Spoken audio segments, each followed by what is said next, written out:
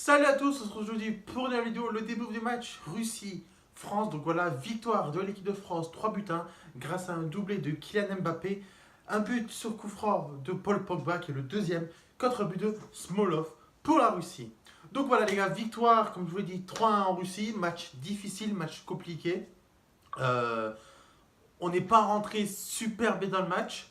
Ils nous ont posé beaucoup de difficultés, cette équipe russe, qui est d'ailleurs la dernière victoire de la Russie, c'est contre la Corée du Nord. Et ben, je me suis dit, ouais, ça va, c'est tranquille, ils ont perdu face au Brésil 3-0. Leur dernière victoire, c'est face à la Corée du Nord. On va en mettre 4 ou 5. Mais non, on galère début de match. On galère. Ils sont très proches d'ouvrir le score. Si Yoris ne sort pas un arrêt décisif, la Russie prend l'avantage et le match peut être carrément différent. Et on peut être dans un match totalement différent, avec un résultat totalement différent qu'on connaît maintenant. Parce que à 1-0 pour les Russes, ils auraient continué à pousser. Et on aurait pu franchement perdre ce match face à une équipe de Russie très combative. Mais bon, malgré tout, il y a quand même 2-3 choses qui n'ont pas été niveau arbitrage. Je ne vais pas me plaindre de l'arbitre. Parce que malgré tout, il a été très beau. Mais à un moment, il devait avoir penalty pour la France qui n'a pas été sifflé. Un deuxième pour une main qui n'a pas été sifflé. Et un hors-jeu pour la France imaginaire. Est-ce qu'il y a un arbitrage maison de la Russie? Je ne sais pas. Je ne vais pas me porter sur le sujet car j'en ai aucune idée. Mais est-ce qu'on va avoir le droit pour le mondial à un arbitrage maison de la part de la Russie? Un peu comme la Corée en 2002 qui avait un arbitrage maison pendant les poules. Et du coup, ils ont pu se qualifier et pas être éliminés au premier tour, genre aux poules de la Coupe du Monde. Est-ce que ça sera pareil pour la Russie? Je sais pas. Franchement, j'ai pas trouvé cette équipe de Russie super bonne. Pourtant, il y a des joueurs qui ont des bonnes stats. Leur gardien, il est pété. Sur le deuxième but d'Mbappé, le but du 3-1, le ballon passe entre ses jambes alors qu'il ne devrait pas passer. Voilà. Et bon, on a gagné. La victoire, elle est méritée. On va pas faire les fines bouches. C'est une victoire 3-1.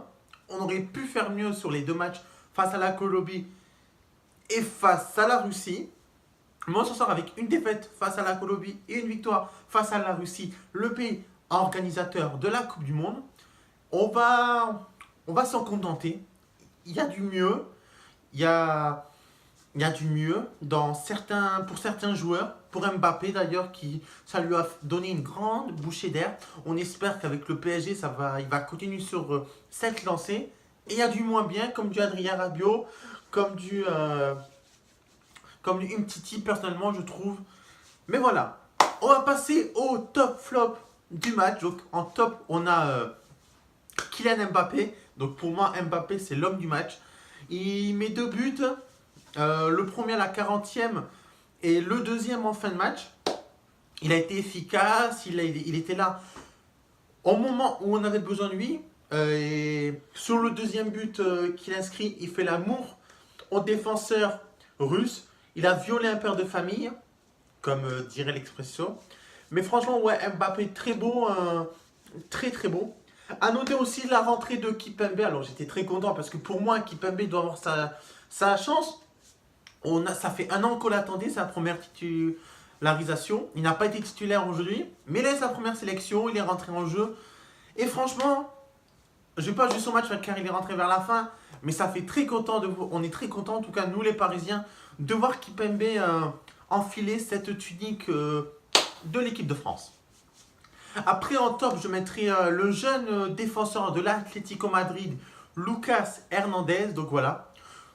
On voit la différence, les gars, entre un Kurzawa et Hernandez, ou même un Digne, tout simplement. Pour moi, Hernandez, il est vraiment meilleur. C'est un gros potentiel à exploiter dans l'avenir. On sait qu'il peut jouer défenseur gauche, qu'il peut jouer défenseur central. Et franchement, c'est quelque chose à exploiter dans le passé.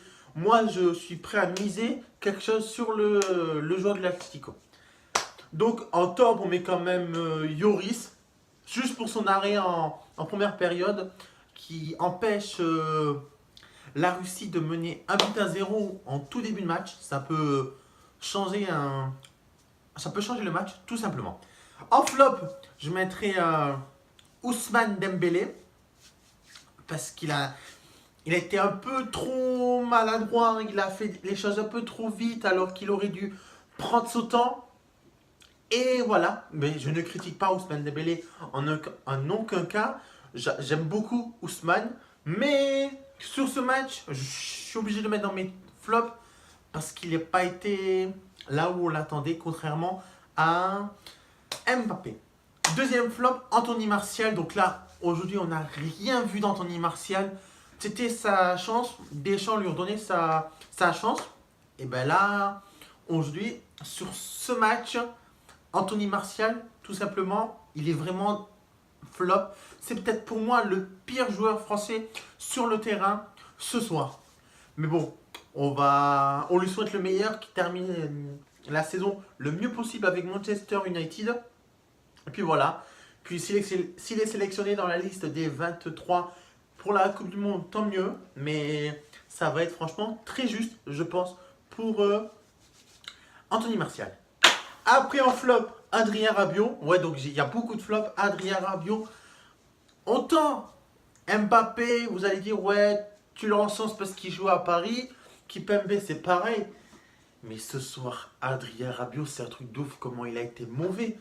Il se permet de parler dans les médias, de dire, ouais, moi au PSG, je veux jouer là, là, là, là, je veux que, voilà, je fais la fine bouche pour prolonger. Et tu nous sors une prestation aussi médiocre en équipe de France. Bah, si c'est ça, Adrien, malgré tout le respect que j'ai pour toi, tu sors de notre centre de formation, bah, casse-toi en fait. Non, parce que aujourd'hui, tu as été médiocre. Donc, comme le dit d'ailleurs justement Paris United dans leur livre, d'ailleurs très beau livre, je vous le conseille, arrête de fumer ta chicha et mets-toi au boulot. Parce que là, franchement, on voit des joueurs comme Mbappé qui progressent et tout, mais toi, limite, un peu à l'image de Pogba, dans le contenu du match, tu régresses. Et ça fait pas plaisir parce que tu es un très bon joueur de base. Mais actuellement, tu régresses. Et mon dernier flop, c'est pas vraiment un flop, mais je suis obligé de le mettre et d'en parler. Paul Pogba.